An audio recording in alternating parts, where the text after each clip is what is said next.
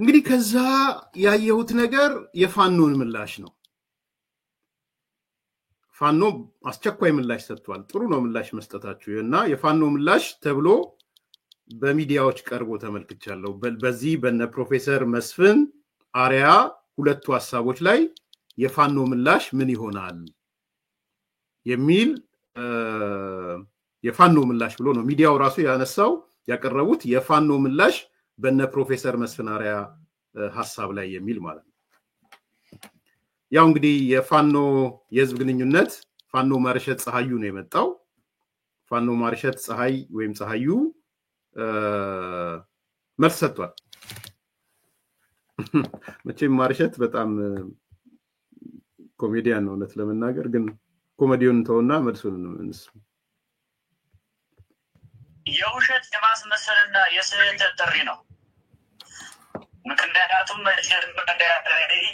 አማራ ወደ አማራ ክልል አየር ኃይል መካናይዝድ እናገኛ ጦር ጭኖ ሲመጣ ለምን ዓላማ እንደመጣ ግልጽ ነው 27 አካባቢ ዙር የመከላከያ ሰራዊት አባላት አስገብቶ ንጹሃን እየጨፈጨፈ መሰረተ ልማት እያወደመ ያለበት ሁኔታ ነው ያለው ጦርነቱን ባስቀመጠ ጊዜ ገደብ ባለማጠናቀቁና ያመጣው ኃይልና መሳሪያ እየተማረከ በእጃችን በመግባቱ ምክንያት ተጨማሪ ያለ የሀገሪቱን የካፒታል በጀት ወደ ተተኳሽና የጦር መሳሪያ ቀይሮ ጦርነቱን አሸንፋለሁ በሚል ግምገማ ከአዘርባይጃን መሳሪያ ገዝቶ ሲመጣ ሁለት መርከብ ተተኳሽ ስለተወሰደ ይተኩሰው አጥቶ ቁጭ ብሏል በአንጻሩኛ ከአመት በፊት የጀመርነውን መከላከል ወደ ማጥቃት ቀይረን የነብዩ አህመድ ወራሪ መከላከያ ወዳለበት ካምፕ እየሄድን በየቀኑ እየደመሰስን እየማረክን ተተኳሹን በእጃችን እያስገባን የሚከደውን ወደ ቤተሰቡ እየሸኘን ያለንበት ሁኔታ ነው ያለው የመከላከያ ኃይል አከርካሪውን መተን የአብይ አህመድን ስርዓት ማጽናት እንደማይችል ከእንግዲህ በኋላ ብልጽግና ስርዓትን መልሶ ለመጠገን ጥረት ማድረግ ማለት አባይ ወንዝን በጭቃ ለመገደብ እንደመሞከር እንደሆነበት ሲያውቅ በእነ መስፍን አሪያ በኩል ድጋሜ አብዮታዊ ዲሞክራሲን ለማስከተል የሚደረግ ጥረት ነው ብለን ነው እኛ የምንወስደው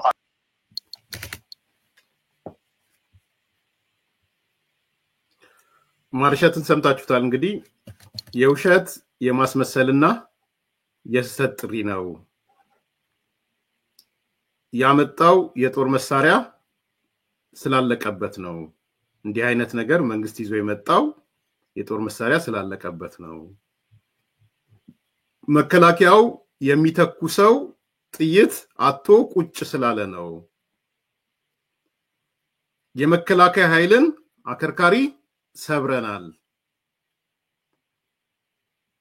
ከዚህ በኋላ ስርዓቱን መልሶ መጠገን ማለት የአባይን ውሃ በጭቃ መገደብ እንደመሞከር ነው ስለዚህ የመንግስት ሙከራ በእነ መስፍን አሪያ በኩል እንግዲህ ፕሮፌሰር መስፍን አሪያ በኩል እሱ መስፍን አሪያ ስላለ ነው በድጋሚ አብዮታዊ ዲሞክራሲን ለማስቀጠል የሚደረግ ጥረት ነው ይላል አብዮታዊ ዲሞክራሲን ለማስቀጠል የሚደረግ ጥረት ነው ይሄ አንደኛው መልሱ ነው ዝም ብለን መልሶቹን በተከታታይ እንስማቸውና እንቀጥላለን ከዛ የፋኖ ቅድመ ሁኔታም ያቀርባቸው አለ እነሱ እንስማቸው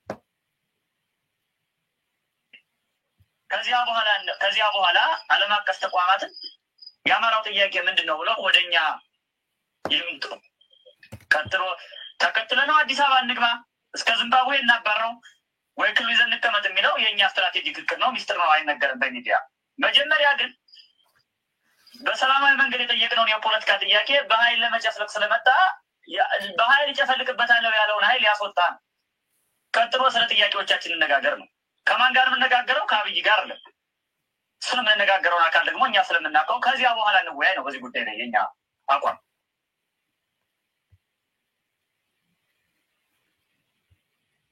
እንግዲህ ብልጽግና ከስሩ ተነቅሎ መውደቅ አለበት መጀመሪያ የመከላከያ ሰራዊት አማራ ክልልን ለቆ ይውጣ ኢቭን ከጠቅላይ ሚኒስትሩ ወይም ከብልጽግና ጋር እንነጋገርም ከመንግስት ጋር ከሌላ አካል ጋር ነው የምንነጋገረው እሱን ደግሞ ሚስጥር ስለሆነ ማቅረብ አንፈልግም ብሏል እንደው መጨረሻ ያላትን እንስማትና አጠቃላይ አስተያየት እንሰጥበታለን ፀሐዩ ቀጥል ማርሸት ገናኙ ከሌሎቹ ብልጽግና ፋኖ አስመስሎ ከላካቸው ፋኖ መሳይ ኃይሎች ጋር ግልጽ ነው። ከዚህ በፊት በዳውንት በሌሎች አካባቢዎችም ድርድር ንግግር በሚል ተቀምጠው አይተናቸዋል። የሀገሪቱን የፋኖን የፖለቲካ እንቅስቃሴና የኃይል እንቅስቃሴ በአንድ ወር ውስጥ በ30 ቀን ውስጥ በጣም ከረዘመ በ5 ቀን ውስጥ አቅጣጫ አስቀይረን የአብይ አህመድ መንበር በተጠበቀበት ሁኔታ በአጭሩ በሳቦታጅ በድርድር መንገድ በምክክር ኮሚሽንና በርቀ ሰላም ኮሚሽን በኩል አቅጣጫ እናስታለን በሚል እኮ ዳውንት ላይ ተመካክረው ነበር። እነዚህ ኃይሎች ፋኖ መሳይ ኃይሎች ናቸው፣ እኛን አይወክሉም ብለን ያቋም መግለጫ ከያዝነው ወዲህ አከርካሪያቸውን የመታ ነው። አንድ እና አብይና ሁለት የነ መስፈናሪያ ነው። ስለዚህ እኛ ጋር ተገናኙም፣ እኛም እነሱ ማግኘትም አንፈልግም። ከቻሉ ብን ብለው እንደጉ የሚጥፉ እነ መስፈናሪያ። የእኛ ጥያቄ የእኛ አጀንዳ ሌላ ነው። የእኛ አጀንዳ ቁጥር አንድ የመጀመሪያው አጀንዳችን ብልጽግና የሚባል ስርዓት ከስሩ ተነቅሎ መውደቅ አለበት። ስለዚህ ባለፉት 50 ዓመታት በአማራ ህዝብ ላይ ሲደረግ የነበረው የፖለቲካ ሴራና ከርስክ መወረር እስከ ያንዳንዱ ውክልና ማጣት ድረስ የተደረጉ ስርዓት ወለድ በደሎችና ጭፍጨፋዎች ሁሉ በብልጽግና መውደቅ ላይ የሚራገፉ ስለሆኑ መጀመሪያ ብልጽግና ራሱን ያክስል። ምክንያቱም አማራ ክልል አለው የሚለው ብልጽግና በታንክ የተደበቀ ነው። አዲስ አበባ ያለው ብልጽግና ብሔራዊ ባንኩን ብሔራዊ ጦሩን ያስኩ ስለሚል በትንሽ የድህነትና የዲፕሎማሲ መንገድ ውስጥ ስላለ ትንሽ ጊዜ ስላለ ነው እንጂ ኦልሬዲ ያሸነፈው ስርዓት ነው። ስለዚህ ያሸነፈው ስርዓትኛ በድርድርና በንግግር መንፈስና ስም መልሶ አደብ ገዝቶ መልሶ ራሱን እስኪለተኑን ዘርግቶ መልሶ ስርዓት ነኝ እንዴ አንፈልግለት። 50 ሚሊዮን አማራ አለ። 50 ሚሊዮን አማራ በያለበት ዓለም ሆኖ ለህልውና ይታገላል። ይሄን ስርዓት ይጥላል። ለኢትዮጵያውያንና ለራሱ ህልውና የሚበጅ መንግስት ይመሰረታል። መዳረሻችን ይሄ ነው። ከዚህ ውጭ ማንም ዓለም ማንም አካል እኛ ሊነቀንቀን አይችልም። ይሄው ነው። በብልጽግና ስርዓት መውደቅ ላይ ይመሰረታል። ንግግሮች፣ ድርድሮችም ሁሉ ነገሮች ምናልባት እያንዳንዱ ኢትዮጵያዊ ቦርድና በቁመቱ ተሰፍሮ ውክልና ኃላፊነት ተሰጥቶት የሚመሰረተው የጋራ መንግስት ነው የምንመሰረተው እንጂ በአማራ መቃብር ላይ የሚቆም ስርዓት ቢኖር ከመስፈናሪያና ከእሱ አንጃ ጋር አንነጋገርም። ይኸው ነው አቋማችን። በጣም አመሰግናለሁ። ማርሸት ፀሐዩ አማራ ፋኖ። ሙሉም ማዳመጥ የፈለጋችሁ ኤምኤስ ከፋሲሌን ያለም ጋር ሄዳችሁ ኤምኤስ ጋር አዳምጡ። መሳቅ መዝናናት ለምትፈልጉ ሰዎች ማለት ነው። አይዝናለሁ እኔ ጋዜጠኞቹ የሚያስተናግዱትና አሁን የውይይታቸው አጀንዳ ቤዝድ ኦን ማርሸት ፀሐዩ ሲሆን ራሱ የዝቅታው ደረጃ የምሬ ነው። ዝቅታውን ለማሳየት ነው ባይዘው ያመጣው ማለት ሰዎች ወርደው በምን ደረጃ ዝቅ ይላሉ የሚለው ነው። ግለሰብ ለማንሳት አይደለም። ዘን ያንተ ትንታኔ ፖለቲካ ትንታኔ መነሻ የሚያደርገው ማርሸት ፀሐዩ ይሆናል። በዚህ ደረጃ አሚን አንዳንዶቹማ ቃቸው ጋዜጠኞች ምኖች እንትን ዘረኝነት መጥፎ ነው። በነገራችን ላይ በጣም አደገኛ ነው። በተለይ ደግሞ አውራጃዊነት ሲሆን በጣም እውር ነው የሚያደርገው። አይነ ስውር ነው የሚያደርገው። ያለህን ዕውቀት ፖቴንሻል የማገናዘብ ሁኔታ በሙሉ ሰብስበህ ቆሻሻ ውስጥ ነው የምትከተው። ይሄን ነው ያየው ያለው ታውን ኤምኤስ ምናምን የሚባለው አካባቢ በቃ የዘረኝነት የአውራጃዊነት ጥግ ነው እየተመለከትኩ ያለው። ሶ አይ ቲንክ ሰው በዛ ደረጃም እንዲያየውና እንዲረዳው ነው ያመጣው ያለው። አሁን እንግዲህ ስሙት ማርሸት ያለው ለመስማት ራሱ አይዘገንንም። እንኳን ለማመን አይደለም ጆሮ ራሱ ለመስማት የጦር መሳሪያ አልቆበታል። ይሄ ስርዓት የጦር መሳሪያ አልቆበታል። የሚተኩሰው ጥይት አልቋል። እነዚህ ሰዎች እኮ እነዚህ ሰዎች አንዲ ልጆች ምላቸው ሌሎቹን ጨምሮ ያለፈው ሳምንት ሚዲያቸው ብትሰሙ ሰው የሚበላው አጥቶ እህል ቅድሚያ መሰጠት ሲገባው የኢትዮጵያ መንግስት ጥይት እያመረተ ነው። በጥይት ራሱን ቻለ። የጥይት ፋብሪካ ገነባ። ስንትና ስንት ሚሊዮን ዶላሮች እያወጣ ይሄን ያለ አንደበት ነው ይሄን የምትሰሙት። የቱ ነው ለአንተ ትክክል? ትላንትና የዛሬ ያለፈው ሳምንት የሰጠው ትንታኔ ነው ትክክል? ዛሬ የምትናገረው ነው ትክክል? በቃ ምክንያቱም ጅራሬው መንጋው ትናንት የተናገርከውን ዛሬ እንደማይጠይቅ ያውቃሉ በደንብ አሁን በተለይ ይሄ አማራ ብሔርተኛ ጽንፈኛው ጋር ይሄ ታጣቂን ዙሪያ ያለው አካል ጥያቄ የሚባል ነገር የለም በነገራችን ትናንት የነገርከውን ገልብጠ ዛሬ ብትነግረው ይሰማሃል ዛሬ የዛሬዋን ነው የዕለት ተዕለቷን ነው ቁጥ ያልኳችሁ ማለት እዛው በላች እዛው ተፋችን የመርካቶ የአይጥ መርዝ ሻጮቹ እዛው በላች እዛው ተፋች እንጂ እንዴ ምንድነው ካለፈው ሳምንት እኮ አጀንዳችሁ ኢትዮጵያ የጥይት ፋብሪካ ገነባች ኢትዮጵያ እንደዚህ ገነባች እንዴት እህል መሆን ሲገባው ቅድሚያ መሰጠት የሚገባው ነገር ሲኖር ያላችሁ ሰዎች ዛሬ ተገልብጣችሁ ያውም የጎጃም ፋኖን ማርሸ ፀሐይን ይዘመተ የመከላከያ አከርካሪ ተመቷል መከላከያ የሚተኩሰው ጥይት አጥቶ ቁጭ ብሏል እሺ እሱ ከሆነ ለምንድነው ያልገባችሁት ማለት ጥይት ከሌለው ምንድነው እየተጠበቃችሁ በዱላ ነው ያባረራችሁ ያለው ጥሻ ምትሮጡት በዱላ ያባረራችሁ ነው ነገ ተገልብጠህ ደግሞ ድሮን መታኝ ትላለህ ጥይት የሌለው አካል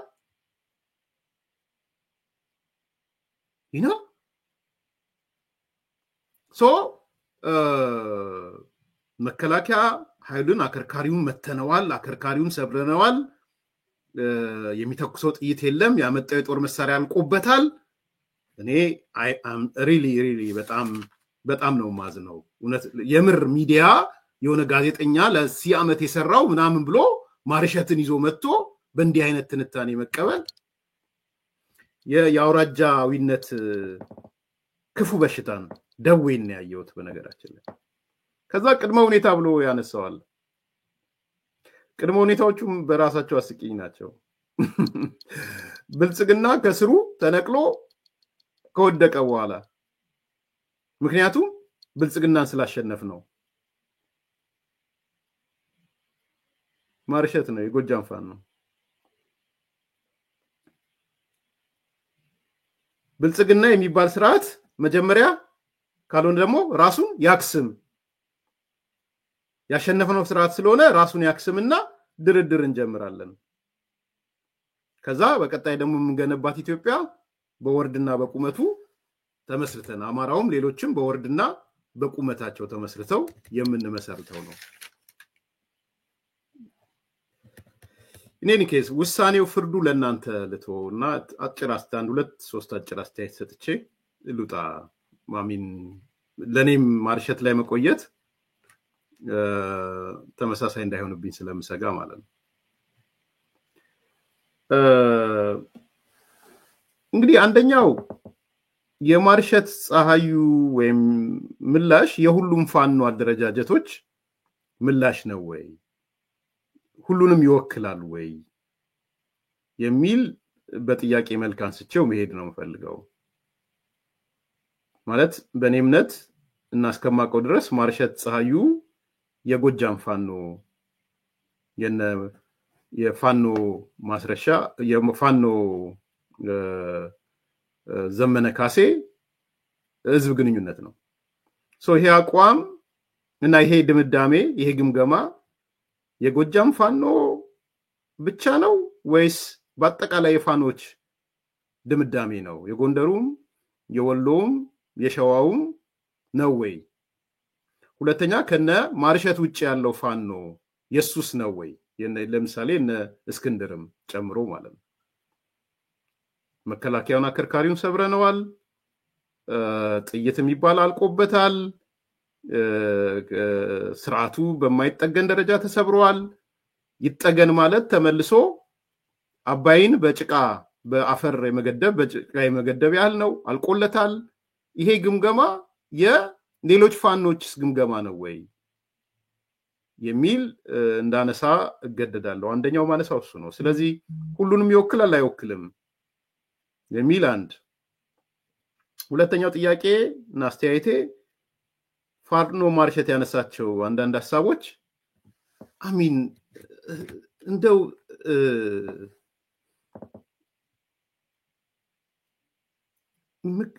መካሪ ቢኖራቸው ጥሩ ነበር አሁን ጊዜ ሰማዋለሁ አይ ዶንት ኖ የፓርቲው አቋም ከሆነ አላቅም ስለምሰማው ነው አቤታዊ ዲሞክራሲ ማስቀጠል አቤታዊ ዲሞክራሲ ማስቀጠል እንዲህ የሆነ የተነቀሰበት ሁሉ ይመስለኛል ማርሸት ወይ የጎጃም ፋኖ ተነቅሶበታል ወይ ማርሸት ተነቅሶበታል እና አንዳንዴ የሆነ ቃላት ስለተናገርከው አወከው ማለት አይደለም አሁን ማርሸት እየነገረን ያለው የእነ ፕሮፌሰር መስፍን ምክክር ኮሚሽኑ እየተንገዳገደ ያለው አቤታዊ ዲሞክራሲን ለማስቀጠል ነው ይላል ሰምታችሁ ታላርበለም አቤታዊ ዲሞክራሲን ለማስቀጠል ይላል እኔ ዋካችሁ እውነት ዋካችሁ በጎጃም ፋኖ ዙሪያ ያላችሁ ልሂቃን ጋዜጠኞች ፖለቲከኞች ኢቭን ደጋፊዎቻቸው ማርሸት ፀሐዩ እንደዚህ አይነት ነገር እንዳይነገር እንደም አሚን ይሄ እንደ ህፃን ልጅ እንደምጠርታ የታዳጊ ልጅ ጠርታችሁ ጁን ጠብ እንደምታረጉት እንደመቅጣት እንደተቀጡት ወይ ባርጩሜ ትንሽ ገረፍ አርጉት በቃ በየቀኑ በመጣ ቁጥር አቤታዊ ዲሞክራሲ ነው የሚለው ስርዓቱ አቤታዊ ዲሞክራሲን ለማስቀጠል ነው የሚለው እና እንዲህ አይነት ቃላት አታውጣ ተው ብላችሁ ባርጩሜ ገረፍ ትንሽ ገረፍ አርጉት እናንተ አንደርስታንድ ካረጋችሁ ነው እሱም ለነገሩ አንዳንዶቻችሁ እኔ ግን ልንገር ወንድም ማርሸት አሚን ሃሁ የአባጫዳ የአቤታዊ ዲሞክራሲ አባጫዳ ልንገር አቤታዊ ዲሞክራሲ በዋናነት የቡድን ፖለቲካ ነው ሪቮሉሽነሪ ነው አቤታዊ ነው እንደ ወገንተኝነትም አለው ቤዚካሊ የብሔር ፖለቲካ ነው አቤታዊ ዲሞክራሲ አቤታዊ ዲሞክራሲ ከጅምሩ ያፈረሰው አሁን ያለው መንግስት ነው አሁን በስልጣን ላይ ያሉት ሰዎች ናቸው አስተሳሰቡን አመለካከቱን ማለት ነው ኦፍ ኮርስ ህገ መንግስታዊ ቁመና አለው እሱ ለማፍረስ እየተዘጋጀ ነው እሱ እንደ ፓርቲ ግን አቤታዊ ዲሞክራሲን ያፈረሰው ይሄ አካል ብልጽግና አቤታዊ ዲሞክራሲን አፍርሶ በአቤታዊ ዲሞክራሲ መቃብር ላይ የተመሰረተ ስርዓት ነው ፋኖ ማርሸት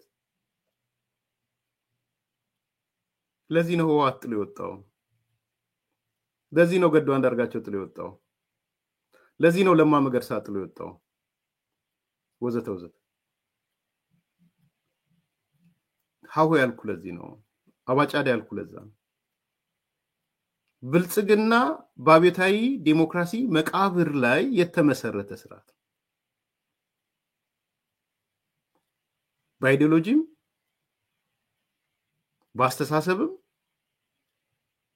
በአቅጣጫ እና ዝም ብለህ የሆነ ወቅት የሆነው ስለነገሩ አሁን ደጋግመህ እየተናገርከው ስለሆነ ካለማወቅ እንደሚመነጭ ይገባኛል ባርጩሜ ገረፍ ይደረግ ያልኩትም ለዛ ነው ካለማወቅ ነው የፀሐዩ ማርሸት ያረጋ ያለው ሌሎቹ ግን በቃ ምንም የፖለቲካ ግንዛቤያቸው በጣም አሳፋሪ ነው ስለዚህ እየመጣ አቤታዊ ዲሞክራሲ አትበል አቤታዊ ዲሞክራሲን ያፈረሰው አሁን ስልጣን ላይ ያለው ስርዓት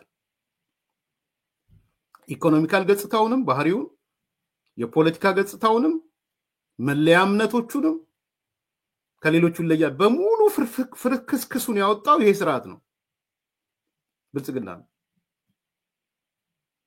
ከአቤታዊ ዲሞክራሲ ጥላቻ ካለ በርግጥም ጥላቻ ካለ መለስተኛ መግባባት ያለ ከብልጽግና ጋር ነው በነገራችን እንዴ ዝም ብዬ እንደው እየደጋገመው ስለማይ ቆርጣችሁም ላኩለት ሰው ይስቅብሃል በሉት በጣም ብዙ ሰው ይስቅብሃል ኢቭን እንግዲህ አብዮታዊ ዲሞክራሲ ውስጥ ነበር አይደለ ዘመነ ስልጣናም ሲወስድ ነበር እና ማረም ለምን አቃተው ሚል አንደኛ ነው ሁለተኛ አብዮታዊ ዲሞክራሲን የመመለስ አይደለም ፋኖ ማርሸት አብዮታዊ ዲሞክራሲን ለመመለስማ እነገዱ አንዳርጋቸው እኮ ተደራጀዋል የአብዮታዊ ዲሞክራሲ ጀነራሎች እነገዱ ናቸው እነገዱ የሚመለሱ ከሆነ ነው አብዮታዊ ዲሞክራሲ የሚመለሰው እነገዱ ደግሞ ከናንተ ጋር ነው ያሉት ያብዬን ለምዬ ነው እየወሰድክ ያለው ፖለቲካውን የምትረዳው ከሆነ አንደርስታንድ የምታደርገው ከሆነ አብዮታዊ ዲሞክራሲ ጎጆን የቀለሰው ገዱ አንዳርጋቸው ጋር ነው ፈረሰብኝ ብሎ የሚያላዝነው ገዱ አንዳርጋቸው ነው ተቆጭቶም ለቆ ወጣው ለማ መገርሳ ነው አብዮታዊ ዲሞክራሲ ያለው ዘቦች ናቸው ጀነራሎች የአብዮታዊ ዲሞክራሲ ጀነራሎች ናቸው እነገዱ ለመመለስም ጥረት ከሆነ ያስተሳሰብ እንዲመለስ እነገዱ አንዳርጋቸው ነው እየታገሉ ያሉት ኢንዳይሬክትሊ ከነገዱ ጋር ካለ አንተ ባይ ዲፎልት የአብዮታዊ ዲሞክራሲ ወታደር ነህ በነገራችን ላይ እነሱ ጀነራሎች አንተ ወታደር ማለት ነው ሁለተኛ በቁመቱ በወርዱ ወስዳችሁታል ኢስኦላ አባውት አብዮታዊ ዲሞክራሲ አንዱ እሱ ነው የብሔር ፖለቲካ ነው ብንለው ለዛ ነው በቁመትና በወርድ የነ ፕሮፌሰር መረራ አስተሳሰብ በውስጥ እኮ የብሔር ፖለቲካ በቁጥር ስሌት እናስቀምጥ እኮ ነው ብዙ ብሔር ያለው ስልጣኑንም ብዙ ያገኝ ሪሶርሱን ብዙ ያገኝ እሱ ነው ወርድና ቁመት ያንንም ራሱ በውስጣችሁ ያለው እናንተ ናችሁ አላወቃችሁም እንጂ የአብዮታዊ ዲሞክራሲ ወታደሮች እናንተ ናችሁ የአብዮታዊ ዲሞክራሲ ጀነራሎች ደግሞ እነገዱ ናቸው የአብዮታዊ ዲሞክራሲ ፊልድ ማርሻል እናቶ ለማ መገርሳ ናቸው ስለዚህ አንዳንዴ የምንናገረው ነገር ምንድነው እንደውም ይሄ ስርዓት የሚታማው ብልጽግና የሚታማው ወደ ኒዮ ሊበራል እየሄደ ነው ወይ ነው እኮ የሚታማው ማርሸትዬ እንዴ ተው ኒዮ ሊበራል ሊሆንና እንዴ ስርዓት እኮ ነው ጻው ያለው የአብዮታዊ ዲሞክራሲ ማይነኩ ነገሮችን ንዶ ኧረ ይሄ ስርዓት ወደ ኒዮ ሊበራል ገባ ይሄው ቴሌውን ሸጠው የውጭ ባንኮች እንዲገቡ አደረገ እንትንን ሊበራላይዝ አደረገው ገንዘብን ፍሎት አደረገ ቴሌን ፕራይቬታይዝ አደረገ ምንድነው ስሙ አየር መንገድን ፕራይቬታይዝ ሊያደርግ ነው ኦልሞስት የኒዮ ሊበራል ነው ክርክሩ ሊበራል ነው ኒዮ ሊበራል ነው እኮ ነው ያለው ክርክር ኢኮኖሚውን ብንወስድ I don't know ጫካ ስላላችሁ የማይነግሯችሁ ከሆነ አንዳንዴ ትንሽ ጻፍ ያረጉ ይስጧችሁ አቅም ግንባታ የሚባል ነገር አለ ጫካም ብትቀመጡ ፖለቲካ ምናምን አቅም ግንባታ የሚባል ነገር አለ የአቅም ግንባታ ውስጥ የፖለቲካ ሰዎች ይሄ ስርዓት ወዴት ነው እየሄደ ያለው ምንድነው ባህሪው እንዴት ይገለጻል የሚል ነገር አስተምሯቸው አሳዩዋቸው አዋስ ንገሯቸው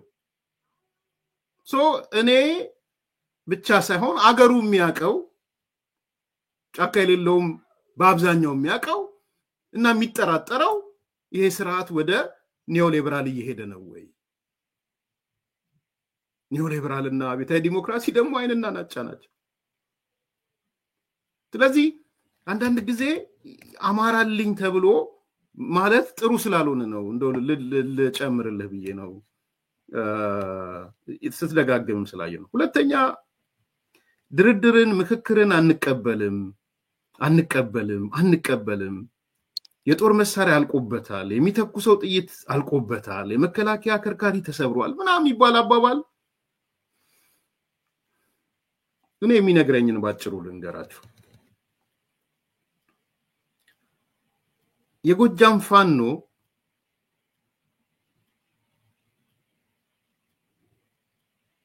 ኦሬዲ ሚሽኑን ተልኮን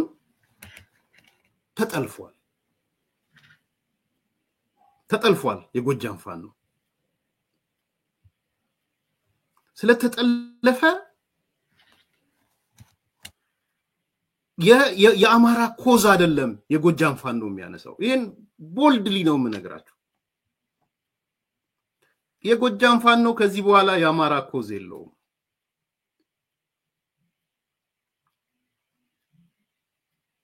የጎጃም ፋኖ በአቅም ማነስ ይሁን በምን ይሁን ተጠልፏል። በቃ አልቋል። ሚሽኑን ጨርሷል። ይሄ ነው እውነቱ። ለዚህ ነው ቅድም ስጠይቅ እኔ የማርሸት ወይም ደግሞ የጎጃም ፋኖች የሚያነሱትን ሐሳብ ሌሎቹ ይቀበሉታል ወይ ብያነሳውት ለዛ ነው።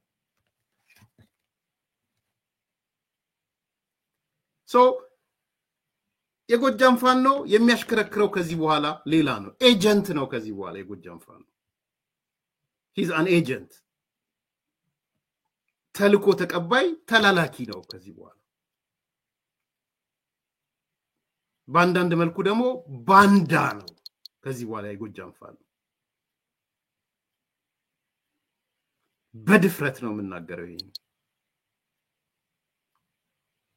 ባንዳነቱን ማላቀቅ ተላላኪነቱን ማላቀቅ ይገባ ይሆናል፣ ግን ሌቭል ማድረግ ያስፈልጋል። በዋናነት ይሄ አካል የሻቢያ ተላላኪ ነው። አለቀ። there is no ያማራ ጥያቄ የሚባል ጎጃም ፋኖ ጋር የለም ከዚህ በኋላ።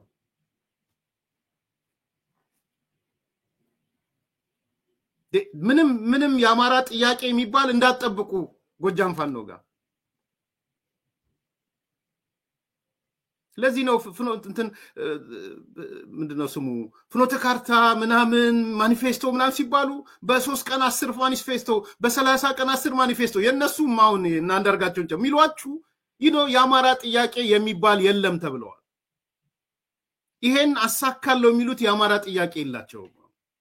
አዝናለሁ በጣም።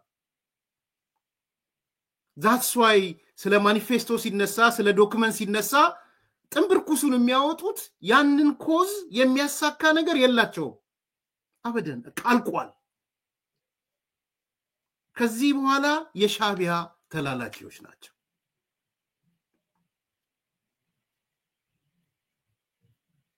አንዳንዶቹ ደቡብ ሱዳን ድረስ ሄደው ከሻቢያ ሰዎች ጋር ተነጋግረው መጥተዋል። ከሌ ማለት አልፈልግም ለጊዜ ሚሽናቸውን ከአማራ ኮዝ ጋር የተያዘ የህገ መንግስት ጥያቄ ከክልሉ ውጪ የሚኖር አማራ ወደ አዲስ አበባ ግቡ አትግቡ የትርክት ጥያቄ ምናምን ይባል የለም ከዚህ በኋላ። የማንነት ጥያቄ የምንድነው የመሬት ጥያቄ ወልቃይት ራያ እንደዚህ የሚባል ጎጃም ፋኖ ጋር የለም። አልቋል እሱ። the so called የህልውና ምትል ሻቢያ ይቀርጸላቸው አለ። ሌሎቹም ቀርጸው ሊሆን ይችላል፣ የሚያምኑበትም ሊኖር ይችላል። ህልውና የሚባለው I don't know ህልውና ምን እንዴት ዲፋይን እንደሚሆን 30 አይነት ዴፊኒሽን ስላለ ያንን ጥያቄ በህልውና ሽፋን ድርድር የሚባል የለም፣ ውይይት የሚባል የለም፣ ንግግር የሚባል ነገር የለም። ለሌላ ሰው የተሸጡ አካላቶች ናቸው። ይሄ ነው ቁልፉ ፖይንት። ይሄ ትልቅ መዋናነት መሰመር ያለበት መቼ ለታጻዩ ቪዲዮን አላመጣውትም እንጂ ምን አለ አሁን አንድ ጥያቄ ሲጠየቅ ሻቢያና የኢትዮጵያ መንግስት ወይም ኢትዮጵያና ኤርትራ ወይ ብልጽግናና ሻቢያ ሊዋጉ ነው ምናምን ወይም ደግሞ የኢትዮጵያ መንግስት ሻቢያ ላይ ጦርነት ሊከፍት ነው ምን ታስባለህ ብለው ጠየቁት። ከዛ ምንድነው የመለሰው? እነሱ ጦርነት የሚለኩስ ከሆነ የኢትዮጵያ መንግስት ጦርነት የሚለኩስ ከሆነ ወየውለት እኛ 4 ኪሎ እንገባለና ጉዟችን ወደ 4 ኪሎ ነው የሚሆነው። ኢንዳይሬክትሊ ከሻቢያ ጋር ከተዋጋህ እኔ ወደ 4 ኪሎ መጣለው። ሻቢያን ተወጋውና ወየውልህ። ሻቢያን ከምትወጋው የጀመርከውን ጦርነት የተጀመረው ጦርነት እዚያው አማራ ክልል አይደለ? በአማራ ክልል ውስጥ ይንቸፋቸፍ ጦርነቱ እንጂ ለምንድን ነው ወደ ኤርትራ የምትሄደው? ወየውል ብትሄድ እኛ ወደ አዲስ አበባ ነው የምንመጣው። ይሄ ነው እንግዲህ አማራ ወኪሎች ቢናገሩት። ይሄ ነው አመለካከታቸው፣ ይሄ ነው አስተሳሰባቸው። አቶ አንዳርጋቸው መጣ ምን አለ ሰምታችሁታል? ሻቢያ ላይ ጦርነት ተከፈተ ማለት አማራ ላይ ጦርነት ተከፈተ ማለት ነው። አማራ ሆይ ለሻቢያ ላይ ለሚከፈት ጦርነት ከሻቢያ ጋር ተሰለፍ ብሎ ነው ወጡ በአደባባይ የተናገረው። በአደባባይ ቪዲዮም ሰዎች ሲያዛዝሩት አይቻለሁ። እኔ ሙሉን ሰምቼዋለሁ። አማራ ላይ ሻቢያ ላይ የሚከፈት ጦርነት ወይም ከሻቢያና የብልጽግና ወይ የኢትዮጵያ መንግስት ቢዋጉ አማራ አንተ ላይ የተነጣጠረ ጦርነት እንደሆነ እወቀው።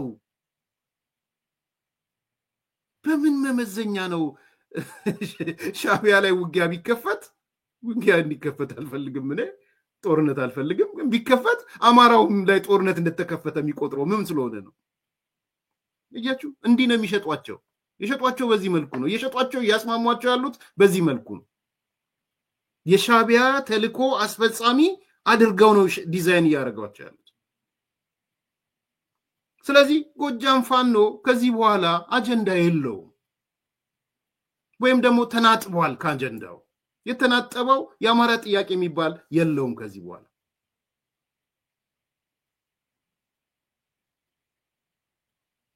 ጠቅላላ የሚዲያ ኦሪየንቴሽኑን ብታዩ እሱ ነው። ከሻቢያዎች በላይ ፍራስትሬት አድርገው የምታያቸው በዛ ዙሪያ የተሰበሰቡ ሰዎች ናቸው። እና ይሄ ነው ጥያቄው። ዛሬ በአጋጣሚ አንድ ርዕስ አየሁኝና ዝርዝር ውይይቱን አላየሁትም ዝርዝር ውይይቱን ወይም አልተላለፈ ይሁን አላውቅም። ግን በጣም ገረመኝ። በጣም ነው ገረመኝ። ርዕሱን ብቻ ነው ገረመኝ። ሰዎች በዚህ መጠን ተሸጠዋል እንዴ?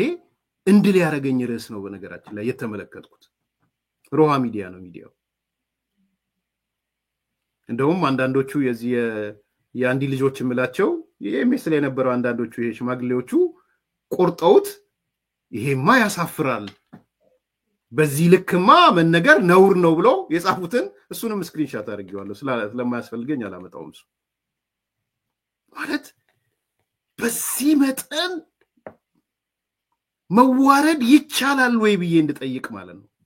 ርዕሱን ያየሁት እንዳልኳችሁ ግን ኢቴልስ ሜሎት ደንጀጅ በከቨሩ አትወስን እንደሚባል ይገባኛል። ግን እሳሳታለሁ ብዬ አላስብም። ካለው ትሬንድ አይቼ እሳሳታለሁ ብዬ አላስብም። ይኸውላችሁ ይታያችኋል። ሳቅ ያለው ኢንጂነር ነው። በፈገግታ ውስጥ የተሞላው ኢንጂነር ይልቃል ማለት ነው። የማዛንግዳ ሚል ነው የቀረበው። ርዕሱን አያችሁት ምን እንደሚል? ሻዕቢያ የኢትዮጵያ ታሪካዊ ጠላት ሆኖ አያውቅም። የአባይን ግድብ ለወደብ እጅ እንደመንሻ የአባይን ግድብ ለወደብ እጅ መንሻ።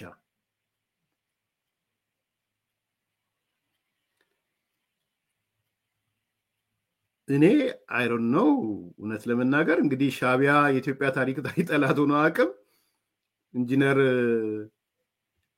ኢንጂነር ይልቃልና አቶ ልደቱ ይነጋገሩበት። በዚህ ተመሳሳይ መድረክ ላይ ቀርበው እጁን በአፉ እስኪጭን ድረስ አቶ ልደቱ እንዴት ኢሳያስን ኤክስፕሬስ እንዳደረገው ኢንጂነር ይልቃል አውቃለሁ፣ አስታውሳለሁ። ወይ ይቅርታ መጠየቅ ነው የዛን ያልኩት ስህተት። ኦኬ በውስጥ በኩል ይቅርታ እንደጠየቀ ኤክስፔክት አደርጋለሁ። ተሳስቼ ነው እንደ ሻዕቢያም ችግሩ አይደለም ባይዘው ትላንት እንዲህ ያላችሁኝ ምናምን ጉዳዩ አይደለም። አቶ አንዳርጋቸው ነፃ ያወጡ ነፃ አውጪ ላይ እኮ አሰብ በግድን የተወሰደብን እንደውም የኢትዮ ኤርትራ ጦርነት ማቆም የነበረበት ወደ ተቆጣጥረን ነበር መሆን የነበረበት ብሎም አሰርተውታል። ችግር የለም ባይዘው ችግር የለባቸውም ሻዕቢያዎች። አንዱ ትልቁ ጉብዝናቸው እሱ ቂም በቀል እንዲህ ብለ ነበር ምናምን የሚባል ነገር የላቸውም እስከተገረዳችሁ ድረስ እስከተገዛችሁላቸው ድረስ ላላቸው የአሁን ተልኮ እስከ ዝግጁ እስከሆናችሁ ድረስ ማለት ነው። ግን አያሳፍርም? ስለ እውነት አያሳፍርም? ይሄ ከአንድ የአማራ ታጋይ ነኝ ከሚል ሰው ይሄን ርዕስ ስታዩ ሻዕቢያ የኢትዮጵያ ታሪካዊ ጠላት ሆኖ አያውቅም የሚል ኮንሴፕት ስትሰሙ አያስደነግጥም? ሰዎች በዚህ መጠን ሊገረዱ በዚህ መጠን ባንዳ ሊሆኑ ይችላሉ ብላችሁ ታስባላችሁ? ከምሬ ነው ያነሳሉት። ምንድነው ታሪካዊ ጠላት ማለት? ሻዕቢያ ፍጥረቱ ራሱ ታሪካዊ ጠላትነት አይደል? ማን የፈጠረው ሻዕቢያን? ግብጽ እኮ ነው የፈጠረችው።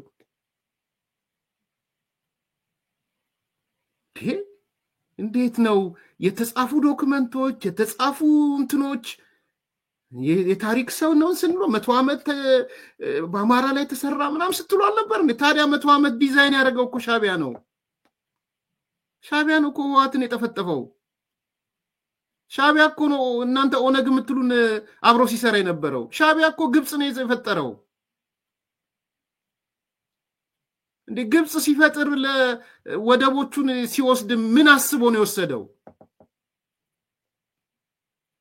ኤርትራ ከኢትዮጵያ እንድትገነጠል ሲሰራ ግብጽ ምን አስቦ ነው እንድትገነጠል ይሰራው? ኢትዮጵያ እኮ የባህር በር እንድታጣ ነው እኮ። እሱንም ነው እየካዳችሁ ያላችሁት። አሚን የት ርቀት ነው የሚያስኪዳችሁ ግን? እሺ እንደው ኢትዮጵያ የሚባለው ይቅር፣ ያማራስ ታሪካዊ ጠላት አይደለም? አሁን አንደርን ካረገ ንገሩን። ተሳስቼ ነበረ አማራ እንደ ስትራቴጂክ ጠላት አየው ነበር እሱ ስህተት ነው ካለ ንገሩንና በይፋ በደብዳቤም ይዘነው በመግለጫም ይዘነው ጥሩ ነው የ100 ዓመት የ50 ዓመት የ60 ዓመት ስህተትን አርመሃል እንበል። እንሰሳ አህያ ይዞ እየወጣ አመታዊ በዓል ሲያከብር አህያው ላይ ምን እንደሚጽፈው እንዴ? ኧረ ተው፣ በጣም ነውር ነው። ስለ እውነት ነውር ነው። አመታዊ የሻዕቢያ በዓል በተከበረ ቁጥር አህያ ይዞ ይወጣል። ሰምታችሁ ከሆነ ምታውቁ ከሆነ አህያው ላይ የሚጽፈው እኔ እዚህ ጽሁፉን አላወራውም አልናገረውም።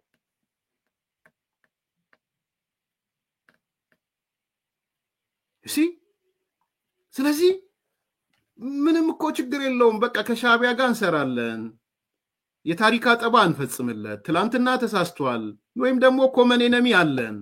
እንደ ቲፒኤልኤፍ እኮ ተሻላችሁ በዚህ አንፃር። ቲፒኤልኤፎች እኮ 79 አይ ዶንት ኖ መጽሐፉን እጄ ላይ ካላነበባችሁ ሄዳችሁ አንብቡት ነበረ መጽሐፉ እጄ ላይ። ከኤርትራ ከየት ወዴት ኤርትራ ከየት ሄዱት? ይህ መጽሐፍ በ1979 ነው የተጻፈው።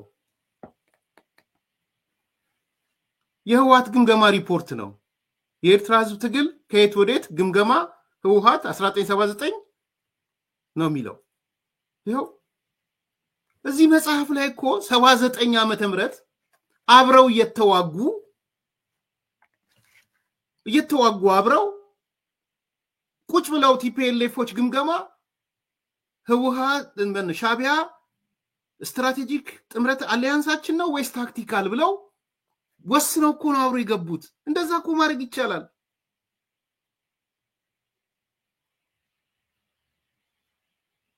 ቁጭ ብለው ኖ ሻዕቢያ ስትራቴጂክ አሊያንሳችን አይደለም። ይሄ የተጻፈ ዶክመንት ነው። አይደለም ስትራቴጂክ አሊያንስ። ስለዚህ ታክቲካል አሊያንሳችን ግን ማድረግ እንችላለን። ለምንድነው ታክቲካል አሊያንስ የምናደርገው? የጋራ ጠላት ስላለን፣ ኮመን ኤነሚ ያለን። ታክቲካሊ ደርግ የሚባል የጋራ ጠላት ስላለን ስትራቴጂካሊ ሳንጣመር እንቀጥል። ትችላላችሁ እኮ እሱ ማድረግ። እንደው ምክር ብጤ ልስጥ ኢንጂነር፣ ኧረ ሰው ያፍርብሃል። ከምር ነው። እኔ እንደው በዚህ ላይ ፖለቲካ የሆነ ሰው ለማሳጣት ምናምንም ባልናገር ደስ ይለኛል። ማለት የዝቅታው ደረጃ ስለሚያሳፍር ማለት ነው። ዛሬ የጻፈብህ ሰውዬ ኢኤምኤስ ላይ የሚሰራ ጸጉረ ነጭ የሆነ ሰው ነው ትልቅ ሰው እኔ ወደሱ አልደረስኩም ገና እንትን ስክሪንሻት አድርጎ ዋነኛ የአንዲ ልጆች ከሚባሉት አካባቢ አንዲ ልጆች ምልህ እንዲማ ነውር ነው እንዲማ አይባልም ታሪካዊ ጠላት ነው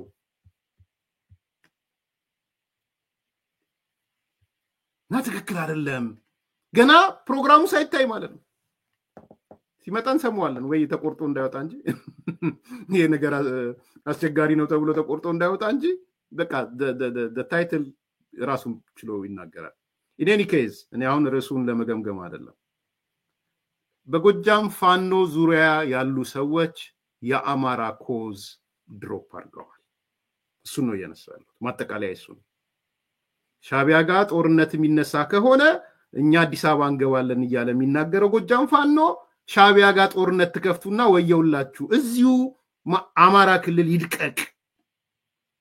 ይድቀቅ አማራ ክልል ሰው ጦርነቱን ከአማራ ክልል አታስወጡብን እባካችሁ ነው ያሉት and እና አንዳርጋቸውም ደግሞ ደጋግመው እየመጡ እየሰሩ ያሉት ጦርነቱ ከአማራ ክልል እንዳይወጣ ነው በነገራችን ስለዚህ የጎጃም ፋኖ የሚባል በነዘመነ የሚመራው የአማራ ኮዝ ከአማራ ኮዝ ተፋቷል ከዚህ በኋላ ፒውርሊ የባንዳ ስራ ነው የሚሰራው ፒውርሊ የሻቢያ ተላላኪ ሆኗል ስለዚህ ኤክስፔክት አላረግም እኔ የአማራ ኮዝ ሲሉኝ ማለት ዛሬ ድርድርን ቢጠላ ዛሬ ምክክርን ቢጠላ ዛሬ መጥቶ የጦር መሳሪያ መንግስት አልቆበታል መከላከያ ከርካሪውን ሰብረናል ምናምን ቢል this is typically የሻቢያ ፕሮፓጋንዳ ጥሻ እየሮጠ ስልክ እየደወለ ወይኔ ያልቆልን ነበር እኮ ለትንሽ ነው የተረፍነው እያለ እየተናገረ ለትንሽ ተረፍን ዛሬ እያለ ለህዝቡ ግን ሻቢያ መከላከያና ከርካሪውን ሰብረናል ይላል because ሻቢያ ማስደሰት ስላለባቸው ማለት ይሄ በጣም አሳፋሪ ነው ግን ዋናው እንትን ከዚህ ጋር የተሳሰረ ነው አለማይ ተመልካቾች ላይክ አድርጉ ሰብስክራይብ አድርጉ ሼር አድርጉ ወደሚቀጥለው ፕሮግራም እንሄዳለን